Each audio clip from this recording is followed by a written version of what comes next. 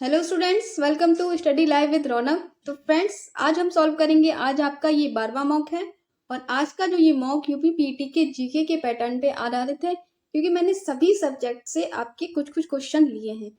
तो वीडियो को पूरा देखिएगा, और क्योंकि सभी क्वेश्चन जो है वो बहुत ही इंपॉर्टेंट हैं।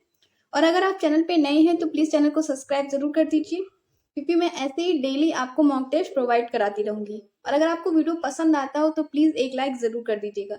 तो चलिए शुरू करते हैं अपने पहले क्वेश्चन के साथ। आपका पहला क्वेश्चन जो स्क्रीन पे नजर आ रहा है कि मौर्य साम्राज्य में प्रचलित मुद्रा का नाम बताइए। ऑप्शन है आपके तोल, दिनार, पड़ या काकड़ी। तो इसका राइट आंसर हो जाएगा ऑप्शन नंबर सी, पड़। ठीक है, पड़ जो है वो मौर्य साम्राज्य की प्रचलित मुद्रा थी।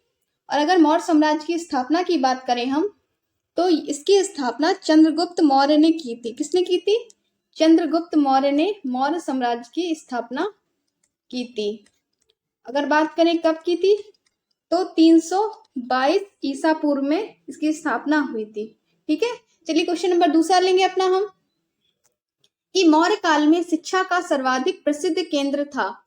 ऑप्शन है आपके नालंदा, तक्षशिला, वैशाली या उज्जैन। तो इसका राइट आंसर हो जाएगा ऑप्शन नंबर बी, तक्षशिला जो है वो मौर्य काल में शिक्षा का सर्वाधिक प्रसिद्ध केंद्र रहा है, और यह दुनिया का सबसे पुराना विश्वविद्यालय है। ठीक है, इसे दुनिया का सबसे पुराना विश्वविद्यालय भी माना जाता है।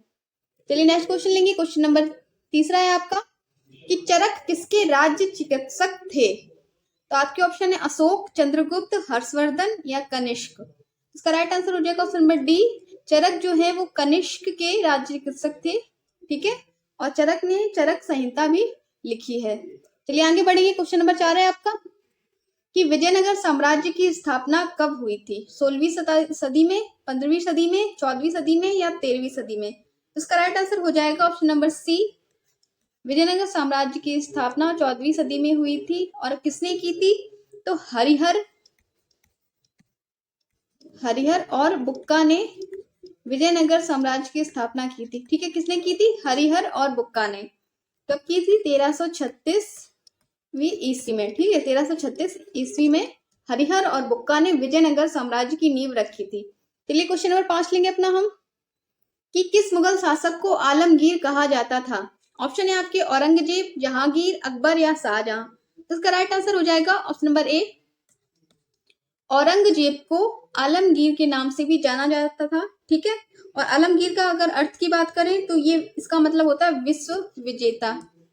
ठीक है, आलमगीर का अर्थ क्या होता है? विश्व विजेता। और यह नाम मुस्लिम प्रजा द्वारा दिया गया एक शाही नाम था औरंगजेब को। ठीक है, उसकी मुस्लिम प्रजा ने उसे आलमगीर के नाम से पुकारा था।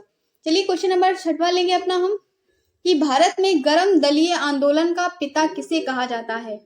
ऑप्शन है आपके गोपाल कृष्ण गोखले, वल्लभ भाई पटेल, बाल गंगाधर तिलक या मोतीलाल नेहरू।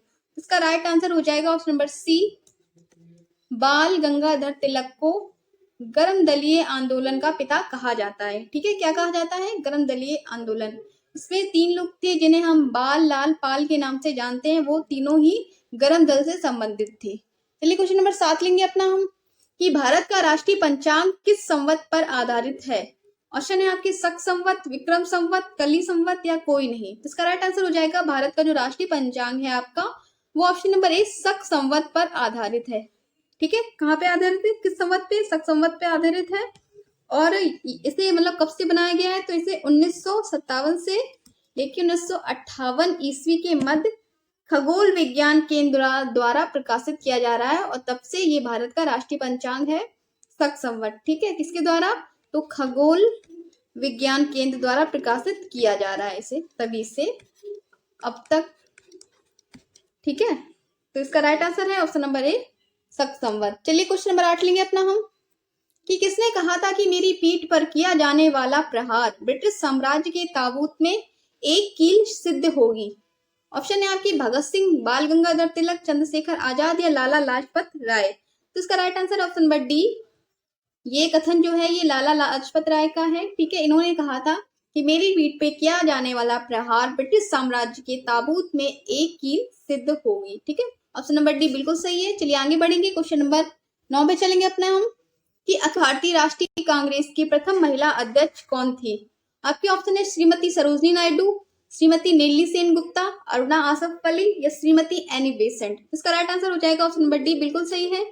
श्रीमती एनी बेसेंट जो है वो अखिल भारतीय राष्ट्रीय कांग्रेस की प्रथम महिला अध्यक्ष थी और इन्हें कब बनाया गया था? तो 1917 में इन्हें कोलकाता में प्रथम राष्ट्रीय कांग्रेस की महिला अध्यक्ष बनाया गया था। ठीक है, चलिए क्वेश्चन नंबर 10 लेंगे अपना हम, जो कि आपका सिंधु सभ्यता का कौन सा स्थान भारत में स्थित है? ऑप्शन है आपके लोथल, हड़प्पा, मोहनजोदड़ो या इनमें से कोई नहीं।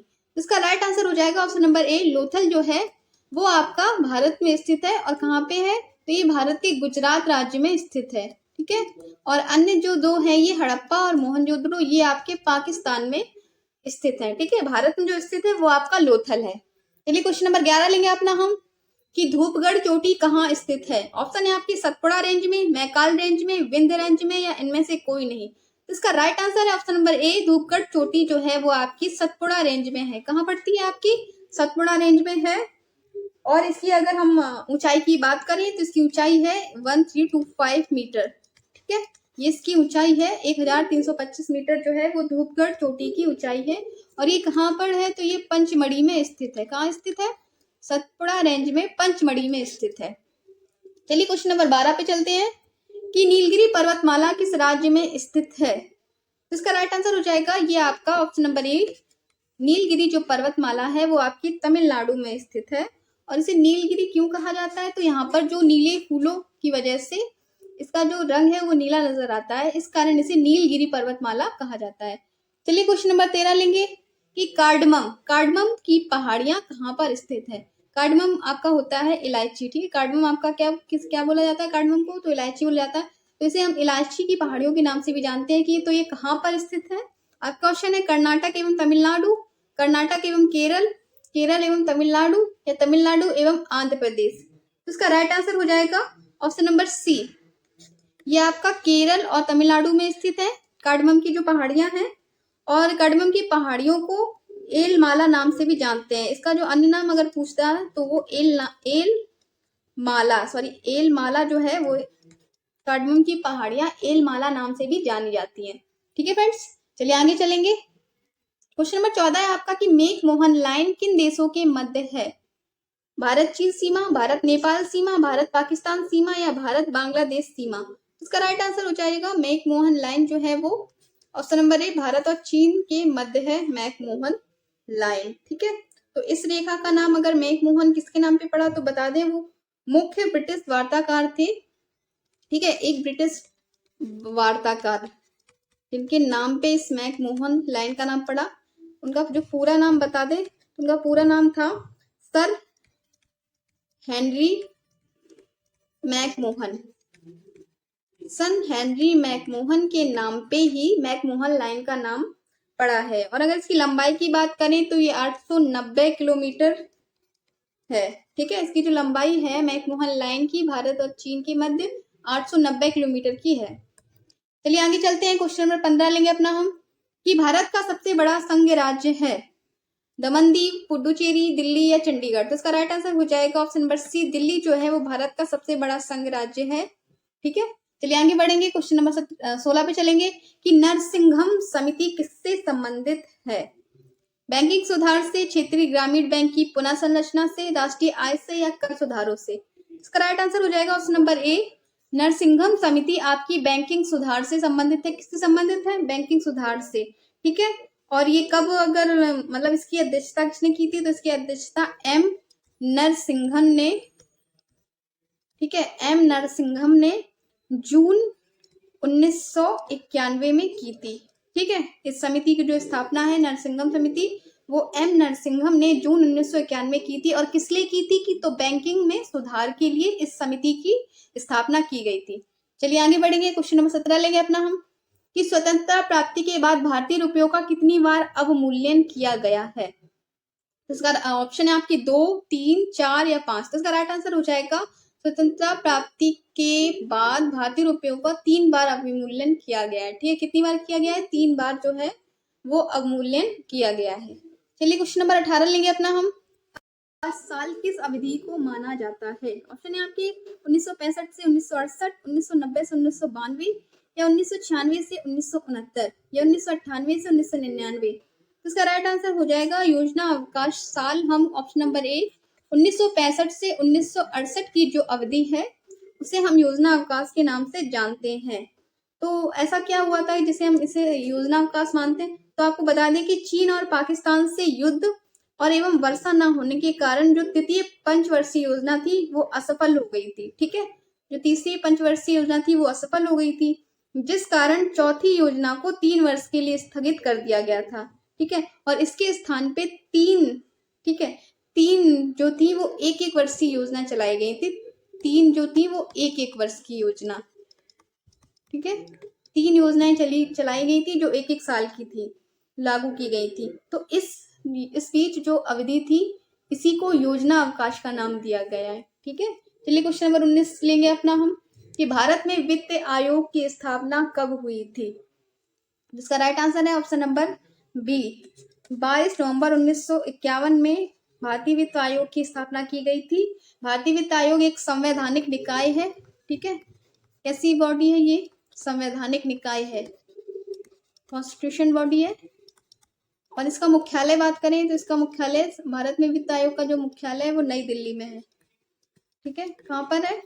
इसका जो मुख्यालय है नई दिल्ली में है। और इसकी स्थापना कब हुई थी? तो 22 नवंबर 1951 में भारत में वित्त आयोग की स्थापना की गई थी।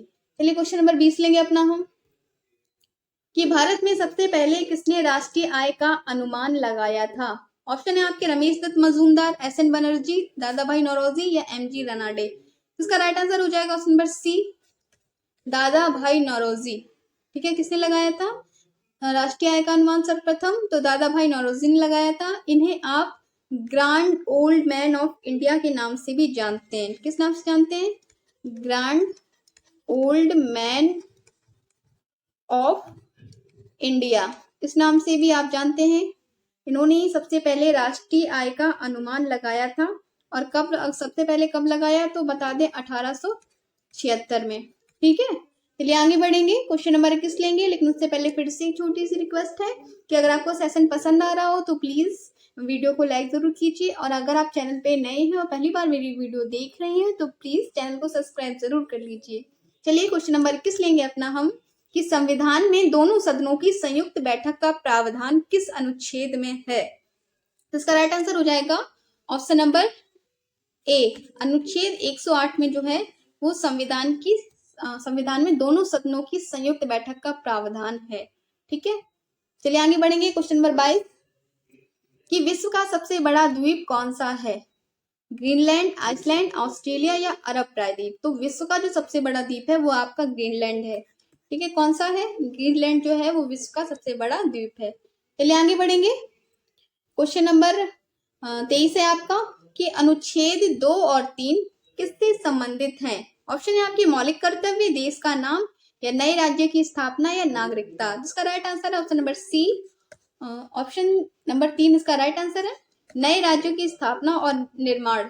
ठीक है, किससे संबंधित है? अनुच्छेद 2 और 3 आपका नए राज्य की स्थापना और निर्माण से संबंधित है। चलिए क्वेश्चन नंबर 24 लेंगे अपना हम कि राष्ट्रीय दुग्ध दिवस मनाया जाता है 25 नवंबर, 2 दिसंबर, 26 नवंबर या 24 अक्टूबर? इसका राइट आंसर हो जाएगा ऑप्शन नंबर सी, 26 नवंबर को राष्ट्रीय दुग्ध दिवस मनाया जाता है। और ये क्यों मनाया जाता है? तो वर्गीज कुरियन की जयंती पे। ठीक है, वर्गीज कुरियन की जो है श्वेत क्रांति के जो जनक हैं वर्गीज कुरियन, इनकी जयंती पे 26 नवंबर को राष्ट्रीय दुग्ध दिवस मनाया जाता है। ठीक है फ्रेंड्स, चलिए आगे बढ़ेंगे, क्वेश्चन नंबर 25 है आपका कि मैंने भी एक सपना देखा था, पुस्तक किसने लिखी है?